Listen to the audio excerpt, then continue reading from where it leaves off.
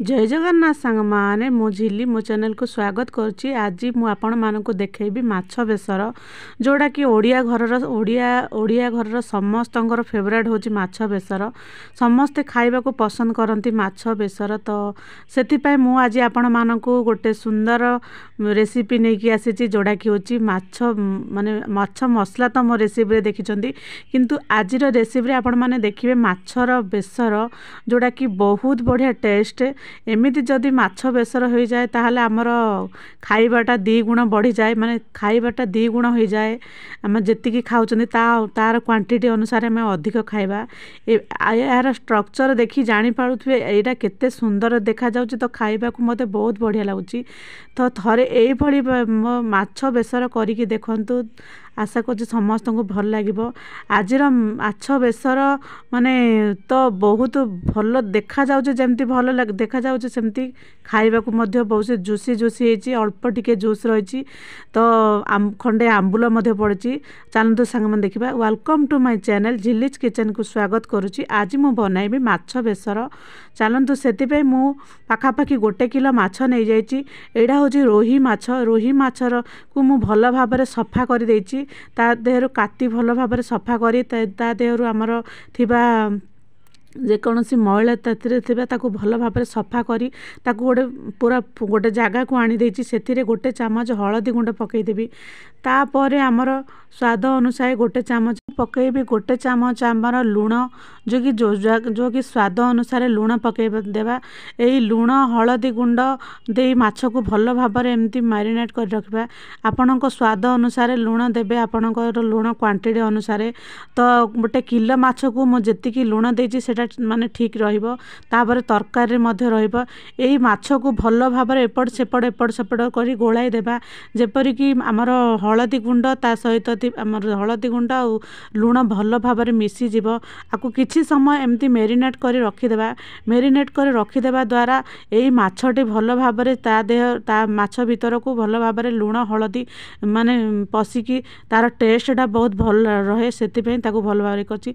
माछ मसला करबा पई किछि गोटे पैन गोटे माने ग्राइंडर जार नै गली। सेति बेरे 2 चामच आमर सोरिष दे देली। सोरिष तरकारी हेबो तो सोरिष 2 चामच दरकार। तापर आमर 1 चामच दे देबी आमर माने जीरार क्वांटिटी टिके कम रहबा। सोरिषर क्वांटिटी टू जीरार क्वांटिटी टिके कम रहबो। तापर आमर काश्मीरी रेड माने लंका गुंड टिके पके देबा कलर अनुसार। कलर आगर तापर 1 चामच टिके हलदी गुंड पके देबा। हलदी गुंड पके साला परे आमर 2 रु 3 खंडे रसुणर क्वांटिटी टिके अधिका रहिबो। तापर अल्प टिके माने अदा ता सहित किछि पियाज अदार क्वांटिटी टिके कम रखिबे। आ रसुण जेते पारिबो रसुणर क्वांटिटी टिके अधिका देबे, कारण तरकारी रसुणर टिके अधिका रहिले भल लागे। तापर 1 टमाटो मध्य काटी देइछि। तापर 1 माने पियाज टिके अल्प टिके पकेछि जूस रहिया पाई। तो यह को भल भाव गोटे फाइन पेस्ट करदेबा। यही सोरिष मसला को सोरिषर क्वांटिटी आ रसुणर क्वांटिटी टिके अधिका रहिबो। आउ तापर गोटे फाइन पेस्ट करदे आकु मु आनिबा फाइन पेस्ट फाइनल गोटे ग्राइंडर करदेली। तार फाइन गोटे पेस्ट करदेली। देखंतु लुण माने हलदी गुंड लंका गुंड ए सब मिश्रण रे गोटे फाइन पेस्ट आपण माने जेबे भी माने सोरिष मसला रोसे माने करिवे ताकू भल भाव ग्राइंडर करिवे। जे पर्यंत सोरिष न मरिची से पर्यंत ग्राइंडिंग करिवे।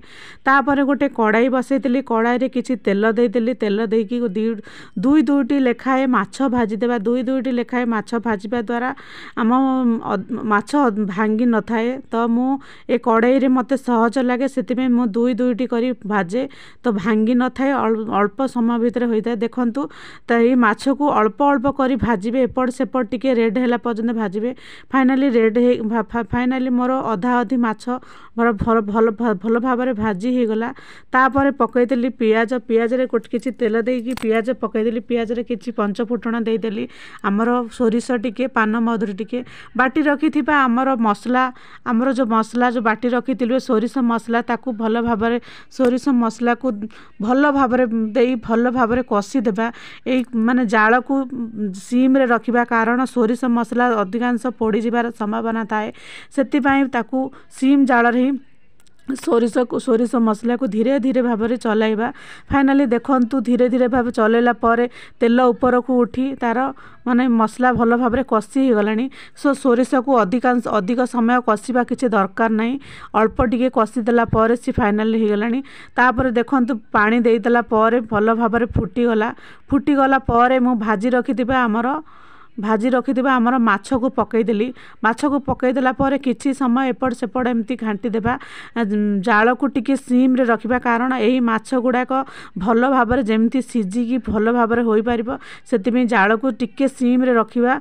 माछ को तो आगरु मु भल भाव में भाजी देछि, सेतिपई अल्प स्लो जाल रे ही देले से भल भाव में माछ गुड़ भल भाव में फुटिकी भल भाव में सेट हो जिवो। फाइनाल एतिकी जूस जदि आपण माने जूस अनुसार केतिकी जूस रखिबा चाहନ୍ତି, मु तो अधिक जूस रखेनी। यही देखंतु फाइनाल रहीगला परे किछि समय तरकारी बनीगला परे फाइनाल लुक देखंतु केते बढ़िया जूस होईची, तार कलर मध्ये बहुत बढ़िया होईची। माछ तरकारी रो बास्नाटा बहुत बढ़िया अछि। तो थरे एही भली भाव में माछ बेसर बनांतु आ घरे निजे घरे करिक खांतु, केमिति लागिला निश्चय कहिबे। आ मु गोटे माने प्लेट को काढ़ी देली गरम माने सब प्रकार माछ 2 पीस, तापर गोटे लांज, तापर आमर गोटे पीस आ गोटे माछ, एमती 4-5 खंड माछ रखीदेला परे ताकू एमती रखिबा द्वारा बहुत बढ़िया सुंदर देखा जाए। तो खाइबा को मध्य बहुत भल लगे। तो मु भल भाव में सजई देली गोटे प्लेट रे माछ को। जदि आपण मानकु मो चैनल बहुत भल लगे तो तार गोटे लाइक करी, शेयर करे, सब्सक्राइब करे। जय जगन्नाथ।